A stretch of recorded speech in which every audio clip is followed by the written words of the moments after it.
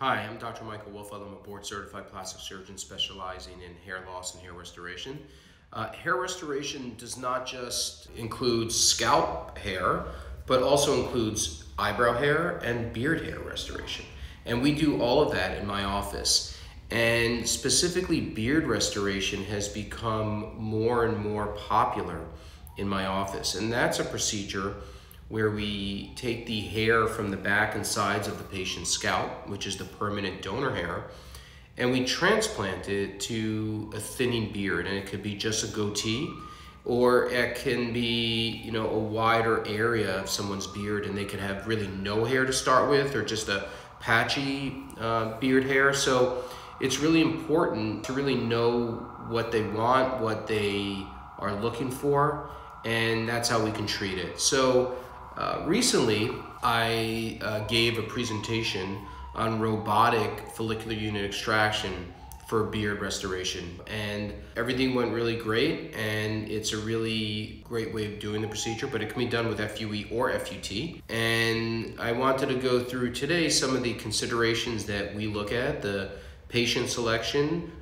technical aspects of how we do it, and some really great results that we can achieve. So I'm gonna get into it, and here we go. Over the last several years, I've seen really an increased demand for beard and goatee restoration in my practice. And actually a lot of it, I think, has come out of people that have been home with COVID, and when people were home more and people working from home, they're looking at themselves in the mirror, they've taken time to grow out their beard, which they never did before, and they see that it's patchy and it's not full, and they desire a fuller look.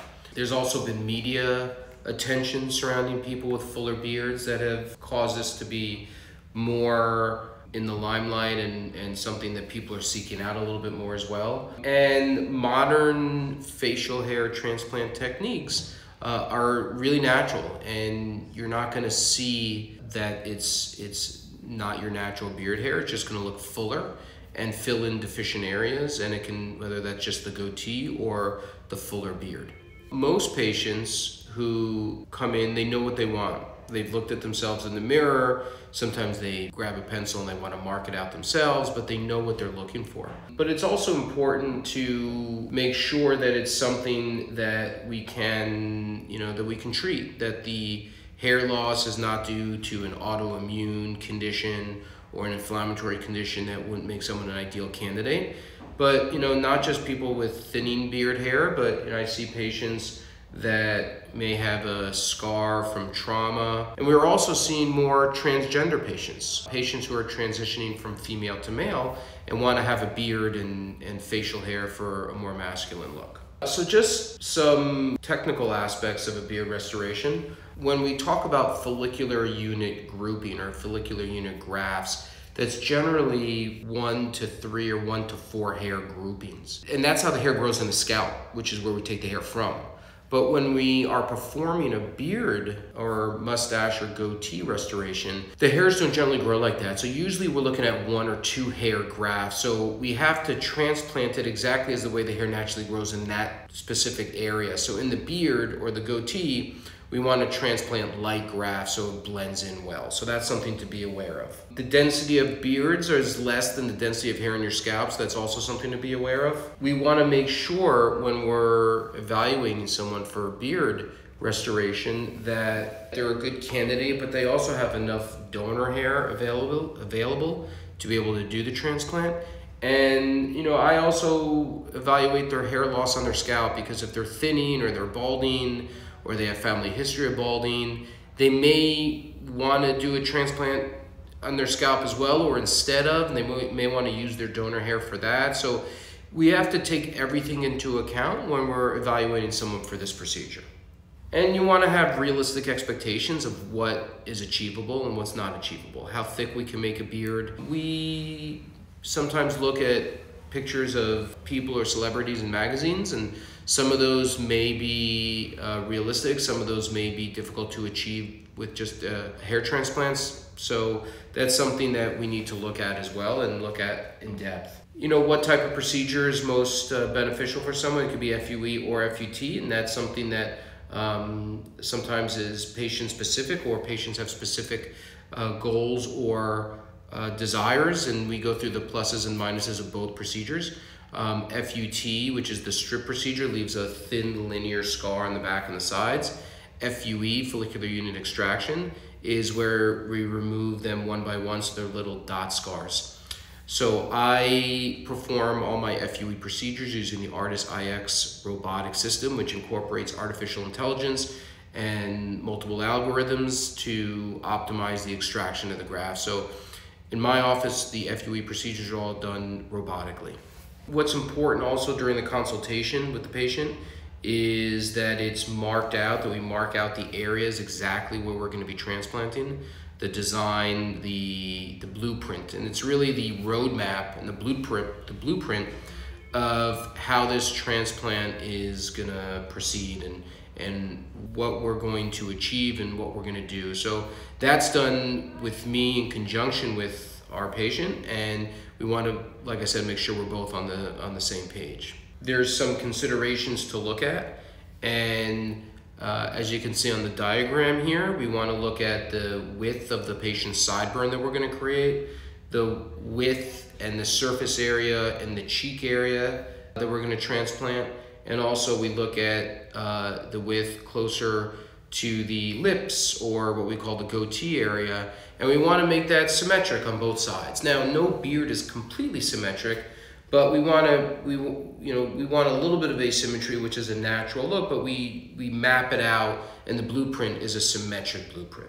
And then for the course of the procedure, on the day of the procedure, once again, we mark everything out, everything is measured, everything, photos are taken, everything is discussed. We do have to shave the back and the sides of the scalp if we're doing the FUE procedure. So after we do the shaving and we mark the donor area as well, we would anesthetize both the back of the scalp and the face. These procedures are done under local anesthesia. So there's minimal discomfort when we're giving the anesthesia, but then you're numb for the rest of the day. And the procedure goes by easily, and it's a full day, but it's a well-tolerated day. So after the areas are numbed, and we would extract the hair, extract the grafts, what we call the site making, or creating the little holes where the hairs or follicles are going to go into, is really important. And that determines how the hair grows, that determines the angle, the direction, all the nuances that are going to give it a natural look. So I create all of those sites before anything is placed, before any of the follicles are placed into any of the holes. They're all made, so all the angles and directions are all made exactly how I want them. Moving ahead a little bit, when I make the sites, what's important is the angle that the hair is going to grow, and you can see on the diagram on the screen that the angle of the hair from the sideburn to the cheek area to the more closer to the chin is different. Whether it's just pointing down and out, and those angles are how the hair naturally grows. So we transplant them in the same orientation. And whether they're, one-haired grafts or two-haired grafts, where we want more of the density, that's how we would concentrate it. So that's some of the technical aspects of how the hair is transplanted. And when the patient leaves, when the case is over, the face is going to be swollen, and which is normal. It's going to take a few days for the swelling to go down. But really after 10 days, the hair is permanent. You can't dislodge it, you can't ruin it, or it's just permanently in there. I do tell people to just be careful with sun exposure, not to get sunburn, but really 10 days is the optimal time period. But after a few days, it starts to set in and the swelling really fades. And then we start to see benefits a few months down the road as the hair starts to grow in. Generally, the donor area heals very well. People can keep their hair quite short. You can't even really see. There's a little tiny dot scars with FUE, but the scars heal up very well. It's very hard to see them. And, as the hair grows in, it really gives a full natural look. And there's some before and afters on the screen as well for you to see how the hair grows in, the natural course, how the hair grows in. And we utilize this procedure with, like I said, beards, goatees, and different reasons and why people have hair loss on their beard or their goatee or thinning hair, and these transplants really do very nicely. You want to keep it dry for a few days right after the procedure, then you can get it wet. But like I said, the 10 days is the important time period until you can really go back to normal activities, working out, exercising. But usually you can go back to work, pretty soon after, especially if you work from home, and otherwise you may be swollen for a few days. And that really covers the ins and the outs of beard restoration. Like I said, there's multiple causes and there's multiple reasons to do it. But we've been finding that this has become a more and more popular procedure, a more accepted procedure. A lot of people don't know that this can be done, but people that have a goatee that doesn't meet up, patchiness of their beard, patchiness of their sideburn, for all these reasons, these transplants really help to fill those areas in and to give a fuller appearing beard and just a different outlook and outcome and appearance. So I hope this was educational. If there's any questions, please reach out to our office, and we're always available, and we're happy to see anybody who may think that this could benefit them for a consultation in our office. Thank you.